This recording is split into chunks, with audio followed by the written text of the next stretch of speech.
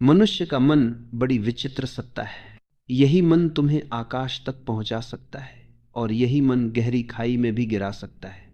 जब मन तुम्हारे ऊपर हावी हो जाता है तब वही चिंता, वही उदासी, वही टूटन तुम्हारे जीवन को घेर लेती है। और जब तुम मन के स्वामी बन जाते हो तब यही मन साधन बनकर तुम्हें शांति और आनंद की ओर ले जाता है। आज का युग बहुत भागदौड़ वाला है। हर व्यक्ति किसी न किसी दौड़ में लगा हुआ है। कोई धन चाहता है, कोई प्रसिद्धि, कोई संबंधों में स्थिरता, कोई भविष्य की सुरक्षा। और इस दौड़ के बीच मन हमेशा बेचैन रहता है। यही बेचैनी समय के साथ डिप्रेशन और ओवरथिंकिंग का रूप ले लेती है। डिप्रेशन का अर्थ है भीतर का बोझ, ऐसा बोझ जिसे उठाते उठाते तुम थक चुके हो। और ओवरथिंकिंग का अर्थ है बार बार उसी चौराहे पर खड़े रहना जहां से कोई रास्ता नहीं निकलता। मन तुम्हें अतीत में ले जाता है। वह क्यों हुआ, मैंने ऐसा क्यों किया, अगर वैसा कर लेता तो अच्छा होता। और कभी भविष्य में धकेलता है, अगर यह न हुआ तो क्या होगा, अगर असफल हो गया तो क्या होगा। लेकिन याद रखो, जीवन न अतीत में है न भविष्य में, जीवन केवल इसी क्षण में है। और जब तुम इस क्षण को छोड़कर इधर उधर भटकते हो तभी उदासी और टूटन गहराती है।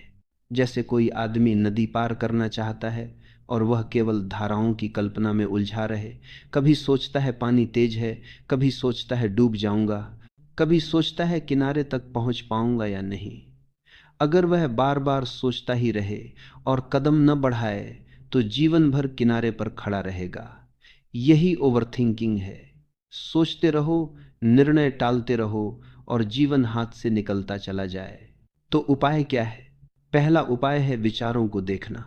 मन में जो विचार आते हैं उन्हें पकड़ो मत, रोकने की कोशिश भी मत करो, केवल दर्शक बनो। जैसे आकाश में बादल आते जाते रहते हैं वैसे ही विचार आते जाते रहेंगे। तुम्हें केवल देखना है। जब तुम देखने लगते हो तो धीरे धीरे देखने वाला और विचार अलग हो जाते हैं। उस क्षण से विचारों की शक्ति टूटने लगती है। दूसरा उपाय है श्वास पर ध्यान। जब मन बहुत बेचैन हो, बहुत दौड़ने लगे, बहुत भारी लगे, तो अपनी सांस पर लौट आओ। गहरी सांस लो, धीरे धीरे छोड़ो। बस 5 मिनट का यह अभ्यास मन के तूफान को शांत कर देगा। श्वास ही जीवन का द्वार है। जब तुम श्वास के साथ जुड़ते हो तब तुम जीवन की जड़ से जुड़ते हो। तीसरा उपाय है स्वीकार करना। मनुष्य की सबसे बड़ी भूल यही है कि वह जीवन से लड़ता रहता है। वह हर घटना पर प्रश्न उठाता है, यह क्यों हुआ, और यही प्रश्न पीड़ा को गहरा करता है। यदि तुम स्वीकार कर लो कि जीवन जैसा है वैसा ही पूर्ण है, तब भीतर एक अजीब सहजता उतरती है। स्वीकार करने से प्रतिरोध टूट जाता है और प्रतिरोध टूटते ही मन हल्का होने लगता है। चौथा उपाय है आभार। जब मन उदासी में हो तब ऊर्जा भीतर सिमट जाती है। लेकिन जब तुम छोटी छोटी बातों में भी धन्यवाद अनुभव करते हो, सुबह की धूप, हवा की ठंडक, पक्षियों का संगीत, तब ऊर्जा बाहर की ओर बहने लगती है। यही बहाव तुम्हारे भीतर के अंधकार को तोड़ देता है। जहां आभार है वहां डिप्रेशन टिक नहीं सकता। पांचवा उपाय है ध्यान। ध्यान का अर्थ है मन जैसा है वैसा ही देखना। अगर मन शांत है तो उस शांति को देखो, अगर मन में शोर है तो उस शोर को देखो, अगर मन खाली है तो उस खालीपन को देखो। देखना ही ध्यान है। ध्यान करते करते तुम पाओगे कि धीरे धीरे मन शांत होने लगा है। जैसे गंदे तालाब का पानी समय के साथ बैठ जाता है और साफ हो जाता है, वैसे ही मन की गहराई भी स्थिर और पारदर्शी हो जाती है।